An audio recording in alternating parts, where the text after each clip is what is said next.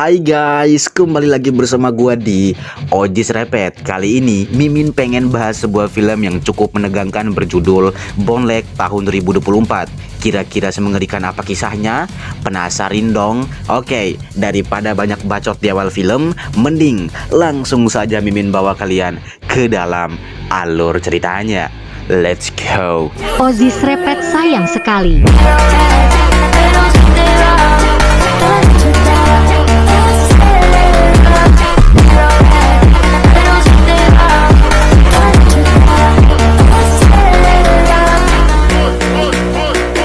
Berlatar di sebuah hutan, kisah akan berfokus pada pasangan maksiat bernama Brand dan Lisa yang sedang diburu oleh sosok misterius bagaikan diburu warga dan PRT. Pasangan mesum ini pun abret-abretan menembus ruyuk tanpa memakai skin sama sekali.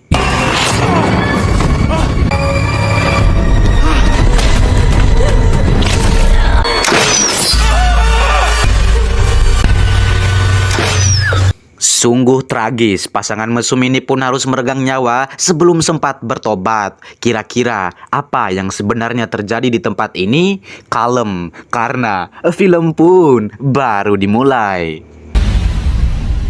Singkat cerita, Mimin pun beralih pada seorang pria bernama Diego yang sedang OTW healing bersama pacarnya yang bernama Sage, di mana healing mereka kali ini di sebuah penginapan tepatnya di dekat danau.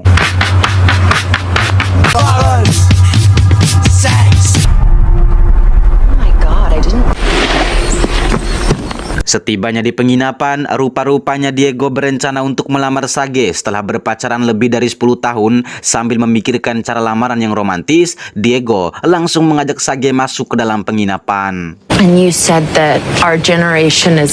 Here it is. This house is insane. Melihat interior penginapan yang begitu mewah, sontak membuat Sage merasa takjub. Namun di saat itu pula, mereka pun heran saat melihat 3 pintu kayu yang digembok.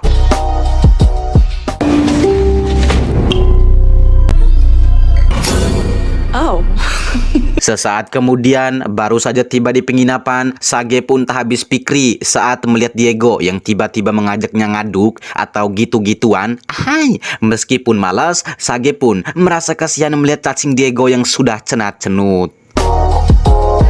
Singkat waktu, Sage pun bete saat cacing Diego hanya bertahan cuman 1 menit doang. Namun sesaat kemudian, mereka pun kaget saat mendengar kedatangan seseorang. Sontak mereka pun tak menyangka saat di penginapan tersebut kedatangan pengunjung lain, apalagi saat pasangan ini berkata jika mereka sudah memesan penginapan ini seminggu ke depan. Dirasa ada kesalahan, Diego berniat menelpon si pemilik penginapan terlebih dahulu, akan tetapi mereka pun heran saat si pemilik penginapan sulit untuk dihubungi. Tepat ketika Diego dan Will berdebat, Cindy yang mempunyai ide pun menyarankan mereka untuk barengan saja. Dengan begitu biaya penyewaan bisa dibagi 2. Dirasa cukup untung, mereka akhirnya sepakat untuk tinggal bareng di penginapan ini.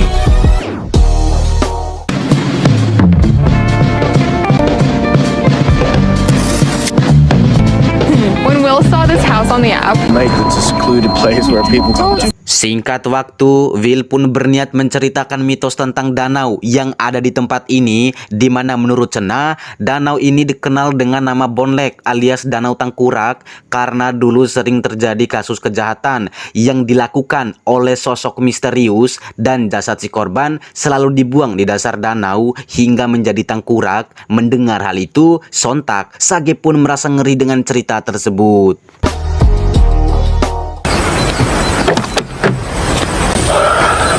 Oh man, you. Beberapa jam kemudian, Diego pun kaget saat dihampiri Will yang akan jogging. Lantas, Will pun heran saat melihat Diego yang gugup. Dirasa tak perlu dirahasiakan, Diego pun berkata jika besok ia akan melamar Sage menggunakan cincin pemberian neneknya. Mendengar hal itu, Will pun turut senang dan akan membantu Diego untuk memeriahkan lamarannya. Sementara di sisi lain, Cindy yang penasaran pun sempat menanyakan profesi Sage dan Diego Diego.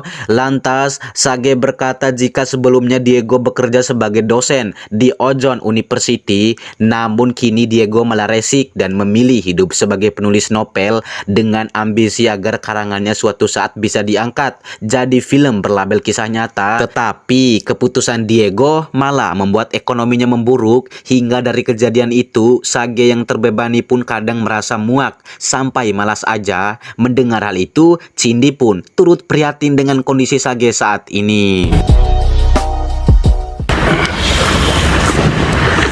Di keesokan harinya, Diego yang baru bangun pun langsung heran dengan Sage yang tidak ada di ranjang. Iya, Diego pun kaget saat memergoki Sage yang sedang mengobok-ngobok celengannya. Lantas sambil pura-pura nggak tahu, Diego langsung mengajak Sage gabrutan sambil mandi. Akan tetapi seketika Diego nyeri dada saat Sage menolak ajakannya. Ia pun mulai merasa jika cacingnya tidak pernah mampu memuaskan celengan Sage. Di siang harinya, Diego yang sedang mengecek-ngecek novel pun seketika kaget saat dihampiri Cindy yang baru selesai mandi. Seakan memancing, Cindy pun meminta tolong pada Diego untuk mengambilkan sesuatu di kamarnya. Bathroom, of course. Makeup bag. Okay, yes, makeup. Melihat Diego yang gugup, Cindy pun memintanya untuk mengembalikan sesuatu di dalam koper, dan rupanya semua ini Cindy lakukan hanya untuk menggoda Diego saja. Ahai deh. Okay. And then cherry top. Cherries on it. I see. Yeah. You are a lifesaver. Tepat ketika Cindy melepas handuk, Diego yang takut kelepasan setan pun bergegas keluar dari kamar saat itu juga.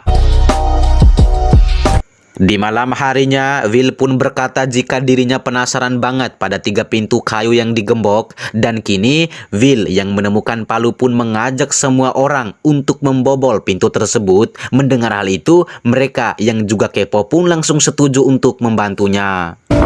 What? That's never gonna work. Tumblers. Oh, Guys. Baby, wait until you see. No, we call dibs on the sex swing. Dan sekali seketika mereka pun pelanga-pelongo saat melihat sebuah ruangan yang penuh dengan alat gabrut atau sejenis benda tajam dan senjata tajam. Setelah cukup puas melakukan pengecekan, Will langsung mengajak mereka mengecek ruangan kedua. No. Di ruangan kedua, mereka pun merasa ngeri saat mendapati sebuah tempat ritual. Di saat itu pula, perhatian Diego teralihkan pada sebuah keliping koran yang berisi sebuah berita tentang hilangnya 2 sejoli 15 tahun lalu, di mana mereka hilang setelah berlibur di penginapan ini. Mendengar hal itu, sontak membuat mereka pun ketakutan, hingga akhirnya Diego meminta mereka untuk menyudahi atau mengudahi saja penyelidikan ini, meski ada satu kamar yang masih belum dibuka. This is incredible, you guys. Di keesokan harinya, Will yang mempunyai rencana pun meminta perhatian semua orang karena saat ini dirinya akan melamar Cindy. It's like time didn't even. This is my grandmother's ring. Iya, Diego pun sedikit panik saat melihat cincin lamarannya dicuri oleh Will untuk digunakan melamar Cindy, di mana Diego yang kesal dengan sikap watadosnya langsung mengajak Will berbicara 4 mata. You okay, dude? Are you okay? Di luar, Will pun watados dengan meminta Diego untuk memaklumi perbuatannya, apalagi saat ini dirinya sangat kere hingga tidak memiliki duit untuk melamar perempuan, dan Will berjanji di mana ia akan mengembalikan cincinnya sebelum liburan ini selesai. Meskipun kesal dan pengen banget nonjok, Diego yang masih sabar akhirnya memberikan kesempatan pada Will agar tidak merusak kebahagiaan Cindy yang saat ini baru saja dilamar. Beberapa saat kemudian, mereka pun diberitahu jika saat ini persediaan makanan sudah habis. Will yang kebetulan akan isi bensin mengajak para kewes untuk pergi belanja. Akan tetapi, Cindy yang akan cuci piring pun menyarankan Will untuk pergi bersama Sage. Sementara Diego diminta untuk menjaga penginapan bersama Cindy. Kira-kira apa yang akan terjadi selanjutnya setelah mereka bertukar pasangan?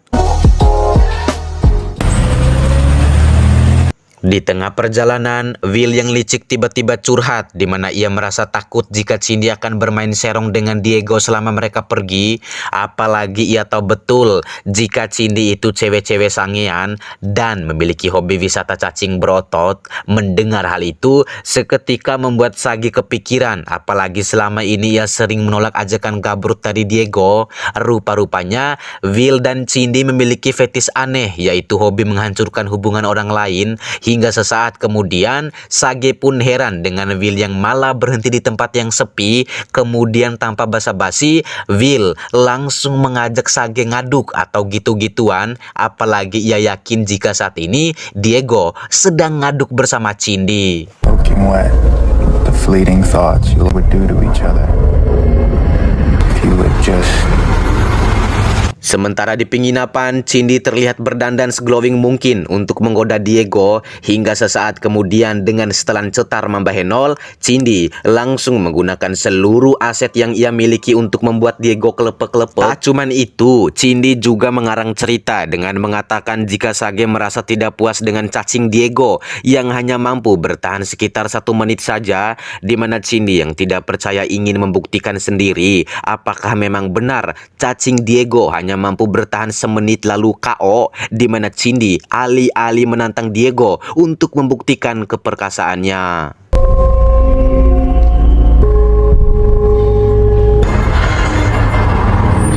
Kira-kira siapakah sebenarnya Will dan Cindy? Mari kita lihat momen sesaat sebelum Diego dan Sage datang ke penginapan ini.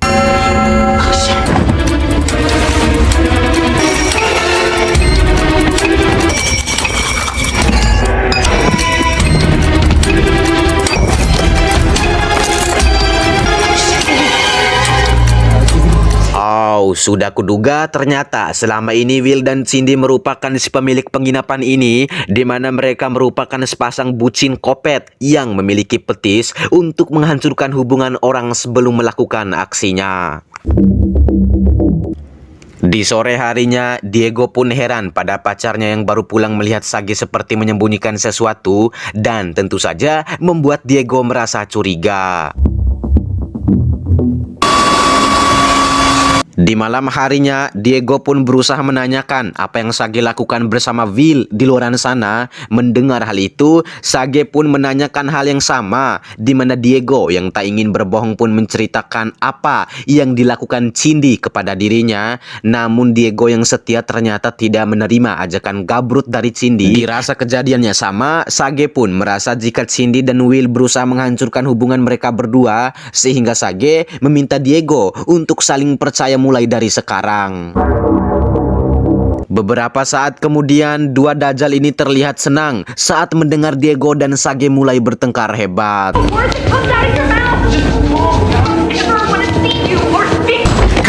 Guys, I need your help. Di tengah pertengkaran, Diego langsung meminta bantuan Will dan Cindy untuk mengejar Sage yang ngambek-ngambekan setelah mereka baru saja bertengkar hebat. Iya, rupa-rupanya pertengkaran barusan hanyalah gimmick untuk mengecoh Will dan Cindy. Dirasa ini kesempatan, mereka pun bergegas membuktikan kecurigaannya dengan akan membuka gembok di pintu nomor 3.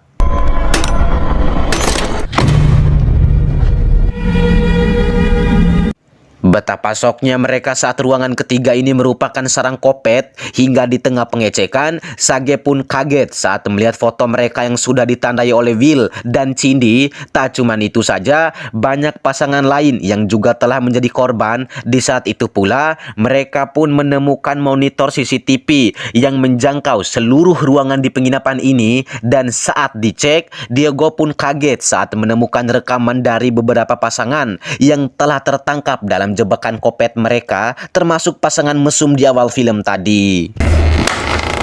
Well played. Sesaat kemudian, Will pun terkesan dengan Diego yang berhasil menggoceknya. Tak cuman itu, mereka juga salut karena Diego dan Sage merupakan pasangan yang setia dan tidak pernah mengkhianati pasangan satu sama lain. Sambil memberikan kunci mobil, Will pun mempersilahkan mereka untuk pergi dari penginapan ini. Dan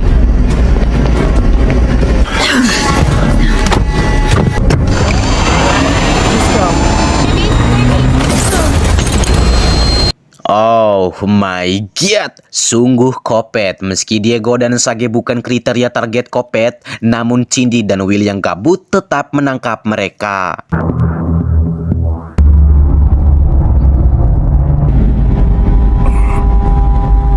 Beberapa saat kemudian, Diego dan Sage yang baru siuman langsung menanyakan maksud mereka melakukan semua ini. Dirasa pasangan ini sangat spesial, Will dan Cindy akhirnya memberitahukan identitasnya yang sebenarnya. Remember this? Is in your car.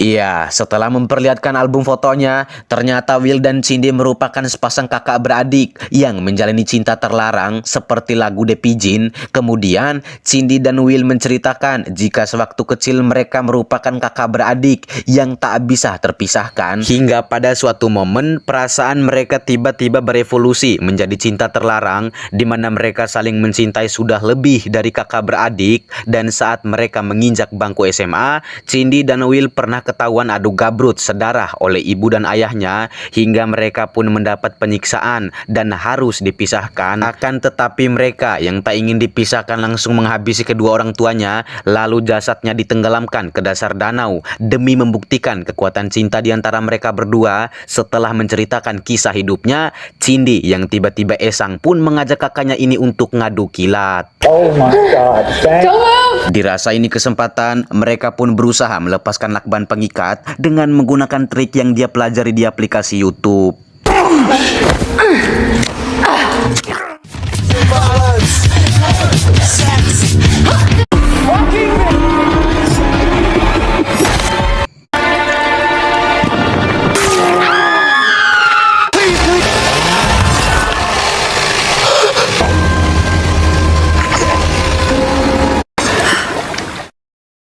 Bagaimana film yang cukup menegangkan, bukan? Tak ada yang perlu dijelaskan lagi karena sudah jelas peringkat untuk film ini adalah 5,8 bintang. Dan menurut Oji sendiri yang cocok itu diberi nilai 6 bintang sih. Oke, mungkin segitu aja yang bisa Mimin sampaikan pada video kali ini. Terima kasih banyak dan sampai jumpa di video selanjutnya. Bye-bye.